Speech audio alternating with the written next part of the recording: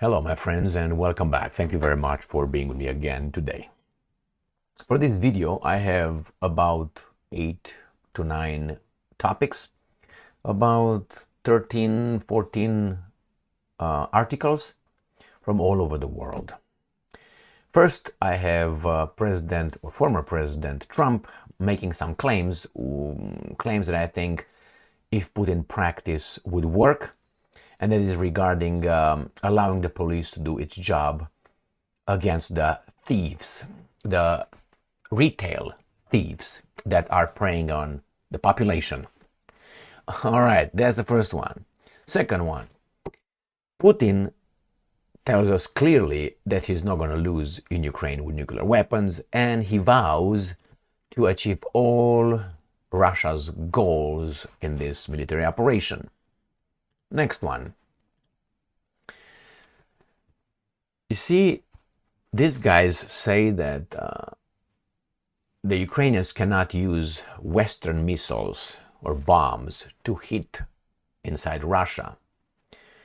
But we have reports here where Israel uses, according to this report, US-made 2,000-pound bombs to strike inside another country, which in this case is Lebanon.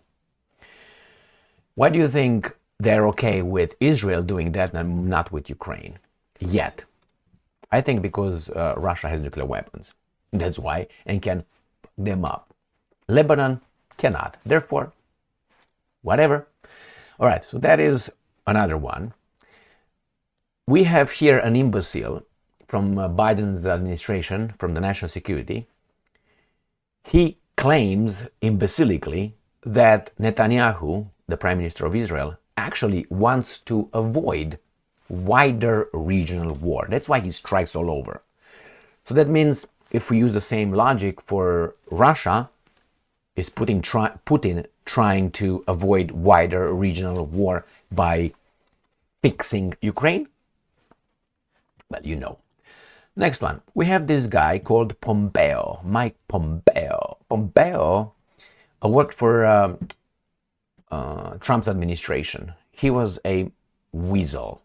He has now political aspirations, and he tells us, and I like when they come and tell us straight, them or anything like that, instead of being weasels. He's a weasel by definition, why his statements make him a weasel. And he says that the United States was wrong to seek ceasefire. Israel should, and I'm quoting Pompeo, finish the job. Now, I made a video yesterday for Rumble, and you can find that video if you go on yesterday's video I made about the video on Rumble. I posted here on YouTube. You can find it via that one regarding what's going on in the Middle East, uncensored. Let's be like Pierce Garbage Morgan. All right, so next topic. Russian Prime Minister visits Iran. I wonder why. Well, we have the United States of America, we have Israel, Great Britain sucking what they always do to the Americans, and then you have Iran, and then the Russians, and the Chinese probably. So we're getting closer. Now, Libya. You remember that Libya, that we intervened and we gave democracy and freedom to the people by killing that bad guy called Gaddafi. You remember that one? How is Libya doing lately? Do they have running water still or no? Well, Libya wants to join BRICS. Wherever these guys go, as Lavrov said, or Putin, wherever these guys go, they leave behind destruction. And then these guys see now another little club forming, which is Russia-China axis, the club of the very good. We're going to discuss that one. Next one, I will talk about the European Union and NATO expansion, and from now on I will call that Lebensraum. So for me, it's a little bit different than the German Lebensraum, which is living space. Every expansion of NATO and European Union could be seen as such.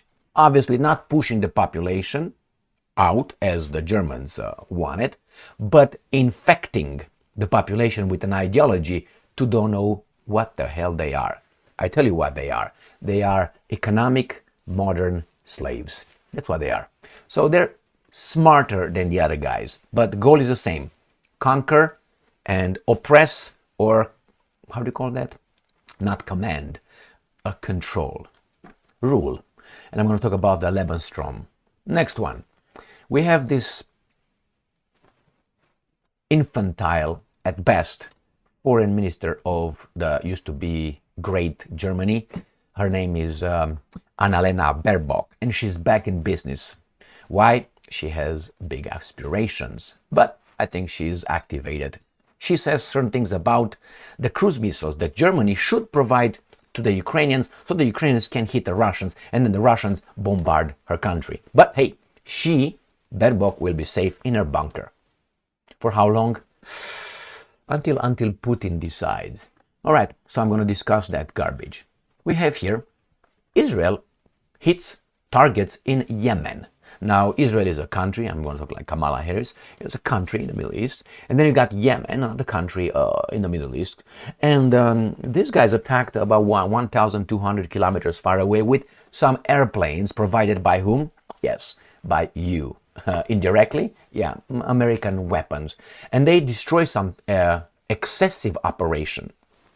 I'm sorry, extensive. Never going to be excessive coming from Israel, obviously. So I have Israeli Air Force strikes Houthi targets. And then three-front war fears as Israel strike Yemen power plant. So the guys are fearing they're fighting a three-war, but who started that? Oh yeah, the evil guys, right? And these guys are just have to defend themselves. All right, and the last article that I have here is about Yemen again, and I'm going to show you some maps where this attack occurred and how far, and with the help of whom? Indirectly, you and I. Were we asked? No. You say, what the hell are you talking about? This is Israel who was attacked by these evil guys, surrounded, their right to self-defense. What are you talking about, I mean? Well, I'm talking about the beginning of all this garbage. You don't take an issue and you look at it selectively. You take it chronologically, how it started and how we got here. All right, let's start with the first article coming from, if you can believe, ABC News. And we have Donald Trump suggests police being, quote-unquote, extraordinarily rough would end retail theft. And I'm quoting, "See, we have to let the police do their job." I don't see anything controversial with that one. Trump said at the event the same thing I said about the enforcing the laws like, borders. You don't just cross however you want. Being a little bit enforcefully tough, in 1 hour you clear the situation over there. So what this guy said here, and I'm gonna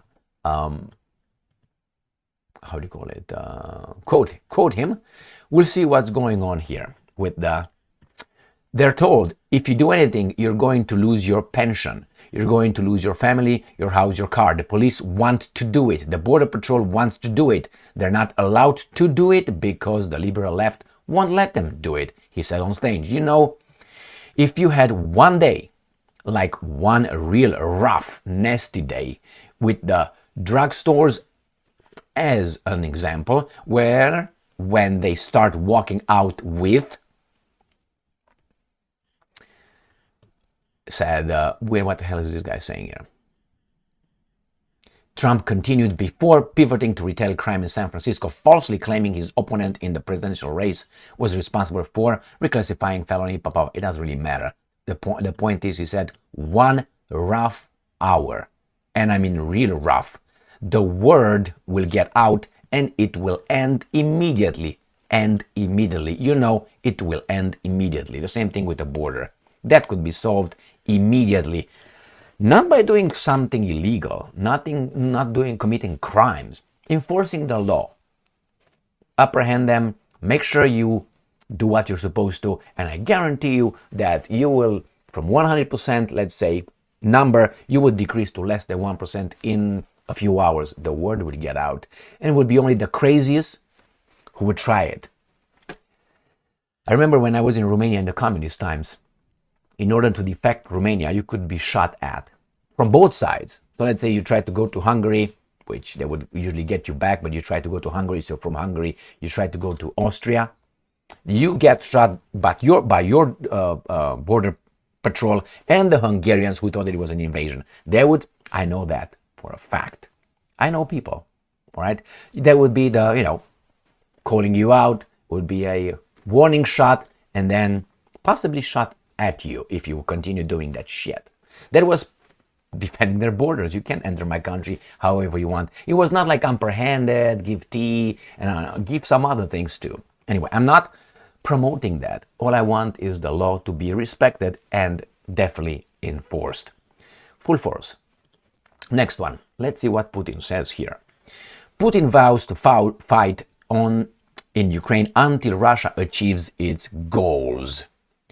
Well, this is actually the name of the title of the Agence France Presse, where I found this article. It says, Putin vows to reach all goals in Ukraine as army claims new ground. And this is the first option that came here. And everything is, oh my God, look, it's goals. It just changes. You see, this is what I get from that little garbage. But I will show you how I got that in its original form. Rather, this is Putin vows to reach all goals in Ukraine as army claims new ground. This is Monday. This is the same article, the same picture, even with that one over there, or if you want the other one, which is not the same one, but the same. Anyway, remember, this is updated on the December 14th. It's not even the same article. It came as an how do you call it? Option. This is the same as this one's right here. As I said, I do this one and it comes this one. So he vows to defend and reach all his goals. I don't know, Russia has its goals over there. I thought they had just some, how do you call it, unprovoked attack just because they're bad and evil and all that. Well, it seems like they were lying, weren't they? Anyway, let's move on to the next article. This is more important. Insider. Israel appeared to use US-made 2,000-pound bombs in the strike that killed Hezbollah's chief. So why aren't Americans allowing the Ukrainians to hit the Russians inside Russia? Because the Russians have nuclear weapons. The Israeli military shared imagery of a F-15I fighter jet, that's American fighter jet, taking off of the high-stakes mission. For the high-stakes mission, the aircraft were spotted carrying highly destructive 2,000-pound bombs. The Israeli fighter jets that carried out the strike that killed Hezbollah leader Hassan appeared to have used US-made 2,000-pound bunker buster bombs to get the job done, according to imagery and munitions experts. That tells me that if you have nuclear weapon, these guys will not do squat to you. That's why the woodchuck in North Korea is safe. He can you all up, so us up as well. So why is that? Why these guys can do that, but the Ukrainians can't? I think it's just because the country can't really retaliate. Now, let's see what this imbecile says. Biden's national security spokesman claims Netanyahu wants to avoid wider regional war. So he has good intentions, right? How do you do it? Preemptive strikes, and maybe, I don't know, get rid of everybody else. It's going to be all clear. We don't have to answer to anybody at that point anymore. And we have here a picture of the Lebanese ambassador to the United Nations. He's trying to figure out what the hell is this guy saying. Joe Biden's national security spokesman claimed on Sunday that despite several rounds of Israeli bombing and attacks across Lebanon, Benjamin Netanyahu still supposedly opposes the escalation of the conflict against Hamas and Hezbollah into a wider regional war. So he doesn't want it. You guys push him. All right, next one. The Hill, and he got this. Pompeo says United States is wrong to seek ceasefire. Israel should finish the job. Well, thank you for being honest. The U.S. Never, I think, in my opinion and assessment, seek to cease fire fully. Why? And they allowed the other guys to get the job done. I said it many times before. What I think Pompeo does, he wants to elevate his career. That's why he kisses the right ass. You can do no harm, it's our fault. You do it, we just protect you. All right, let's see what these guys want to do, which is the Russians regarding Iran. Russian Prime Minister to visit Iran, hold talks with country's leadership. I wonder why.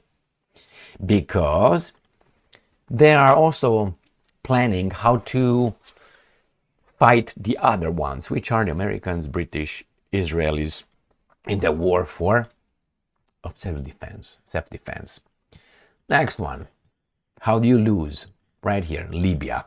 Libya's eastern-based government eyes BRICS membership, says foreign minister. Yeah, the Americans went over there with their vassal states, took care of that country, ruined the country, left it in a war, as it was before, Gaddafi's fault, and now they left. And what do the people do over there? The victims do not forget the aggressors, the oppressors. So the victims, in this case, the Libyan people or whomever remained over there, want to align themselves with the ones that were not kicked in the teeth. That's why the United States at this point, unfortunately, as a country, has only vassal states that really did not kick in the teeth. And they keep them like this. And you can look at how many countries are vassal to the Al Capone's plantation. Europe, Australia, New Zealand, Japan, which is under occupation still, South Korea, Canada, which goes without saying, we got an imbecile over there, then Palau and New Guinea and something like this, maybe, I don't know, Paraguay or something. That's all. The rest of the world, where these guys went, they fucked them up in the past, and those countries don't forget. The problem is like in a neighborhood with the protection. It's a guy that gives you protection, and he gets your money for protecting you from himself. Then another guy, tough guy, shows up, and then he's like, oh, I'm going to go for this guy's protection because that guy already kicked him in the teeth so many times. This guy, no. So Libya is going to jump the fence. Why? Because Russia was not crushed. Russia, China show up with a new option for this planet. We like diversity, don't we? And competition? Yeah, otherwise we'll be a monopoly. We don't like that. In a democracy and in a free market, we don't like monopolies. We like freedom of expression, free to choose, right? Yeah, like Mr. Friedman said. So let's move on. Again, another country lost. Why? Because our elected officials' decisions in our names.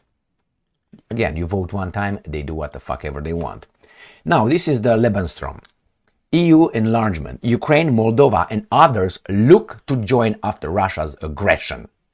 Well, they are going to expand as much as they can. Remember, Lebensraum, right here, is a living space. It's a German concept of expansionism, folklish nationalism, the philosophy and policies of which were common to German politics from 1890s to 1940s when they were crushed by these guys. But these guys learned. These guys, I'm talking about the European Union. They learned. And what they do? They're not going to expand territorially just by pushing everybody out. No. They're smarter than that. Why smarter? They're going to infect these nations, and they will forget that they are nation states, and they will be the Europeans, and we're going to be the same guys, all of us, supposedly, but some of us will have their identities right there. We're going to lose our identities through their propaganda and their entertainment industry, education, and obviously their operatives in the media. Therefore, you're going to rule a mass of people that has no identity. The new identity would be, we are all Europeans, right? Working for whom? For the guys who made us all Europeans. And we'll see if the countries are going to, the nations are going to allow that to happen. There's still, the Poles are fighting against that. The Hungarians are fighting against that. The Slovaks, it seems like they do. We'll see how the other guys will turn around. These countries are owned, the rest of them in Europe. So remember, the Lebensraum in Europe right now is We're part, you're part of my control, expanded. And we're going to be protected by NATO. Who's NATO? United States of America. The Lebensraum is not the European Union, it's America. It's the guys in charge of the US. So if you think that, hey, the Europeans are expanding, no, this is the US. US controls the European foreign policy, and not only. And militarily, it occupies it. They have friends, yeah, we do this and we do that. Forget about it. Germany has what, 70,000 American troops on it, nuclear weapons controlled by the US, not by the Germans. And you tell me, or Japan, the same way. And you tell me these countries are independent? Psst. Okay, no, we're over there to help. Why? Because of the boogeyman who we can designate right now. Russia is now. If tomorrow they say it's, I don't know, Iran, oh, wait, they said Iran is too. Okay, who can be North Korea? Oh yeah, and China. And they're going to point to whomever and they're going to come and help you, protect you with NATO. It's an expansion. It's a neo-colonial move. I should celebrate, right? Because I'm on that side. So if my guys win, no, because if you look much, much further than the short-sighted view that, hey, we're winning, we're all this. No, we are going to be controlled. Look what they do with the freedom of speech, with the mass media. They are protecting us from the evil guys by not allowing us as free people to listen to, let's say, Russia Today in Europe, or Sputnik, or X, Twitter. They can ban Twitter. Look at the Telegram. And these guys are what? The free countries. Forget about it. Let's move to the next one and see this infantile German minister, Baerbock. Now, she is not infantile because I don't like her. I think she physically looks good, doesn't look bad. I mean, she's pretty, I can't deny that. But I think she's infantile and she's bad for the German people, I think, because because of her statements. Her positions, not those kind of positions that I can think of. No, the political positions with statements, not.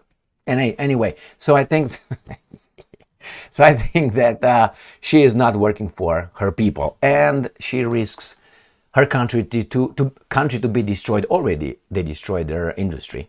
Why? Because they imposed sanctions on themselves, supposedly on the Russian gas and oil and all that. And who came to save them? The Americans. We came with. Premium price liquefied natural gas, but we help you. Hey, we don't want to be blackmailed. The Germans were told you don't want to be blackmailed by the Russians with the gas and oil. It's okay. Now we can blackmail you, but hey, since we identify ourselves as being good, no worries. Look at Libya. Okay, we're good, man. We're good. I'm not talking about the American people, just so you know. Even though American people voted for these guys, fell for it. I'm talking about the real situation here, where you have money, interest, banking, you have the military-industrial complex, you have the energy sector, and the big, how do you call it? Pillar popper? Okay, you got the hint. So you got these four. Let's get that last one. So three. These guys have the money, they buy the media, obviously, it's free media, right? You invest, you're an investor, right? And then after that, the media will tell what your policy wants them to be. Then you obviously donate for Weasel's campaign, and then they win. Your media is going to paint your guy, your horse, as the great horse. It's your media, it's going to be your horse. When the horse gets down in power, what do you think the horse will do? Will promote the same ideology that works for you. In schools, statements and policies and actions. And what do? You go and vote for that guy one time every 4 years. Great. And in 4 years, those guys do whatever they want, and then you can't remediate. You say, hey, you don't like the guy? Work within the system. Every 4 years, you're asked to vote for A or B, which are sponsored by the same guys. So this is the way it is with Baerbock as well. Baerbock is not over there because she's for the German people. I don't think so. So she thinks that it's a great idea to give Taurus missiles to Ukrainians to hit the Russians. And the Russians will do what? Nuke. Not her. Not maybe nuke like her. Not like, no. They're going to nuke the Ukrainians, right? And she's going to be, those are far, far away. Let's see. German Foreign Minister Annalena Baerbock expressed support for Ukraine's request for long-range Taurus cruise missiles, putting herself at odds with Chancellor Olaf Scholz, who has ruled out sending the weapons over fears it could trigger direct conflict with Russia. But she doesn't care. Why? Because she would be in a bunker sucking it deep. Oh my God, makes me just... Anyway, so let's see what's going on. While Germany is the second biggest donor of weapons to Ukraine after the US, Social Democrat Scholz has repeatedly rebuffed pressure to supply Taurus missiles. And I'm quoting her.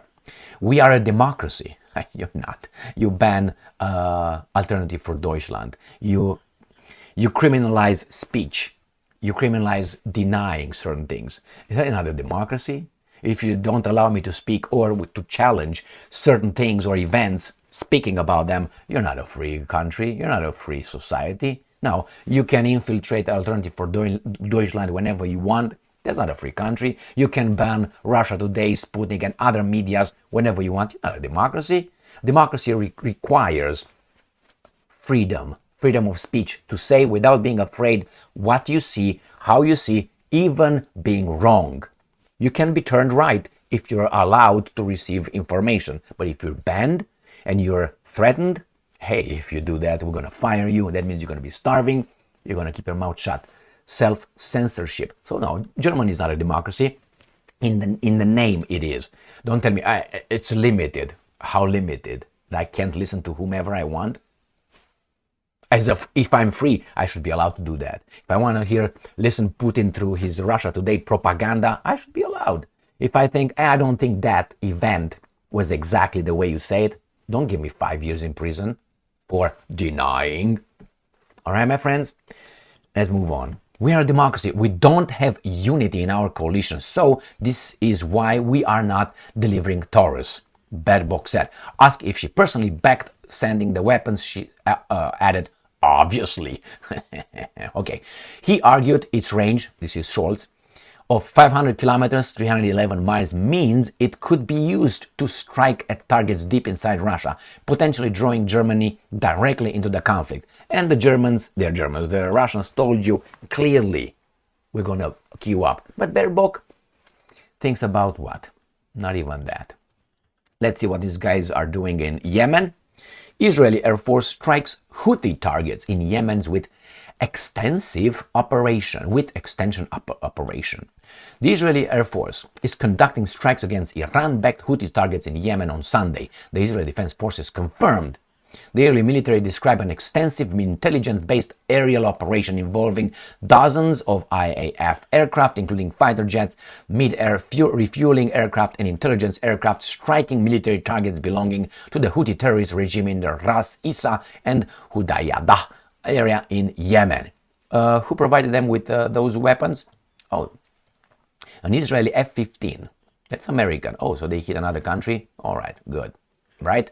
And I'm going, over the past year, the Houthis have been operating, okay, this is what they say to obviously argue their attack. Let's go to the next article. Three-front war fear as Israel strikes Yemen power plant. September 29, 2024. Israel opened up a war on three fronts with major airstrikes on Houthi-controlled parts of Yemen on Sunday in self-defense. The explosions shook the city, said reports from Hudaydah, with social media posts showing major blasts and what appeared to be extensive damage with American weapons. The targets included power plants and a seaport used to import oil, which were used by the Houthi terrorist regime to transfer Iranian weapons to the region in addition to military supplies and oil, said this statement. Is it true? They said that. Is it true? Yeah, because they never lied. Now the Houthis say something else. Is it true? No. They're the terrorists. They're the bad guys. So never trust them. Never believe. All right. So let me show you on the map where this occurred. Here is how far they shot Israel. I'm going to show you another map as well. 1,100 miles in Yemen. Hudaydah. And I'm going to show you the map right here. Israel is in this area, and here is Hudaydah. Al-Hudaydah. Al-Hudaydah is right here. So these guys flew, came over, Red Rover, and they attacked this country here. I mean, the bad people of the Houthi, blah, blah, blah. So this is Israel. All right, well, I think that should do it. The war is, how do you call it, disintegrating little by little. I think moreover, more accelerated now. And what triggered that was NATO's, which is United States of America, and I'm not blaming them, the people or the guys in charge and the guys in charge of them, for not wanting to talk to the Russians the Ukrainian garbage, which is, remember, some agencies, foreign agencies and bureaus helped they should be called traitors, overthrow a legitimately elected government of Ukraine. If that would happen, let's say in other countries, let's say in Germany or in America or in Great Britain, those guys who try to violently overthrow a legitimate government, democratically elected, should be called traitors, should be called criminals. But no, those guys were not. It's called the Maidan Revolution and all that, and blah, blah, blah, blah, blah, blah. Why? Because there you go. That's the way that started it all.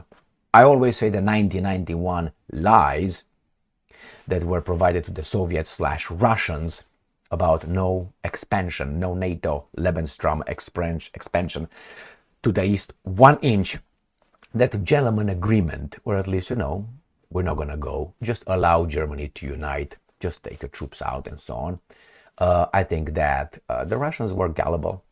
They could have fought that. Remember, it was their decision not to shoot in those guys who started hitting the Berlin Wall. I guarantee you, one guy over there with a Kalashnikov on top of the wall, pop, not in the people, in the air. I guarantee you all those Deutsche Folk would have gone back home and watched Fußball. Guarantee you that. I mean, unless some of them would be crazy and then will be, criminally, you know what I mean. And then nothing will happen. Nothing. But they received, the Russians, the Soviet army received orders not to do that, to let them pass. That was the order. So that's when everything started. An unfulfilled promise. They lied. That's how, when you start a revolution and you start with a lie, what can come next? A bigger lie, and a bigger lie, and a bigger lie. And the next lie, obviously, was 1994, Budapest Memorandum, where they said Ukraine will be neutral. Then it was the expansion of NATO, that was not good. Expansion of the European Union, Lebensraum. Then what? 2008, they said, well, if you remember George W. Bush in Bucharest, NATO summit said, one day, Georgia and Ukraine will be part of NATO. And Putin was like, huh? What? Exactly. Another lie. I thought that in 1994 they decided Ukraine to be neutral. No, they lied again. Then they propped Yeltsin, the regime. Now the Russians had a revolution in December 1999 when Yeltsin was forced to allow Putin to be in charge. The intelligence services, the security services of Russia had a little coup over there. It was nothing like that. And Putin came over and tried to play ball. Remember the Munich conference, his speech? Did you listen to that one? Go and listen to it. He said, well, this is what's going to be this way or that way. You can continue to try to contain us and destroy us. This is going to be the reaction. And these are the consequences. And then obviously it was the Yugoslavia war. The Russians could not do shit because they were weak under Yeltsin. And then it was after 2008, which we're going to jump to 2014, the coup d'etat in Ukraine. 2015, it was 2014, 2015, the Minsk agreements with the guarantors, France and Germany. Again, another lie. They lied to the Russians again. They armed Ukraine in the meantime. They didn't implement those agreements. Even Poroshenko, then the president of Ukraine, said that we never had any intention to do that. But that was international law. So they violated international law. And then what happened next?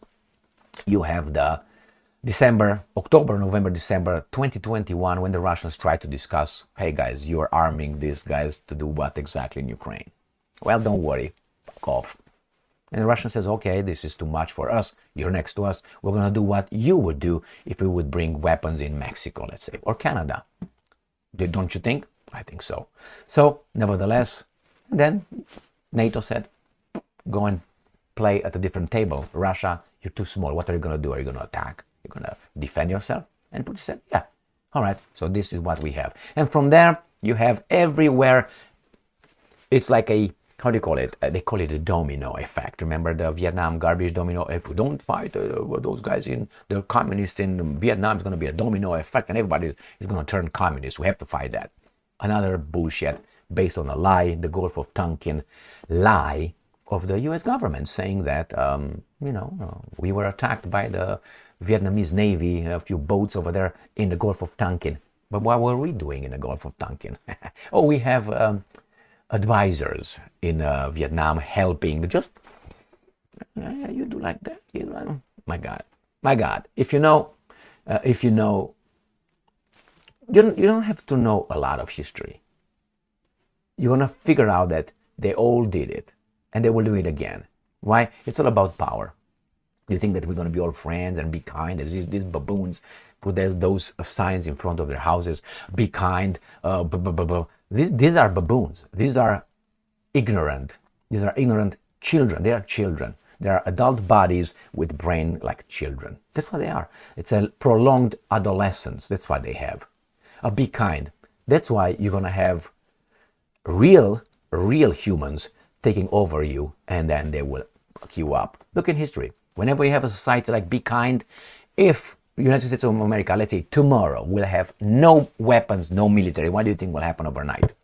What do you think? Do you think that let's say the guys from the southern border or from the northern border will be like, that's nice, man. I think we should do the same as Costa Rica. Have no military. Let's do this. I think this country will be fucked in no time. So the weapons keep all those guys from giving us a lot of love.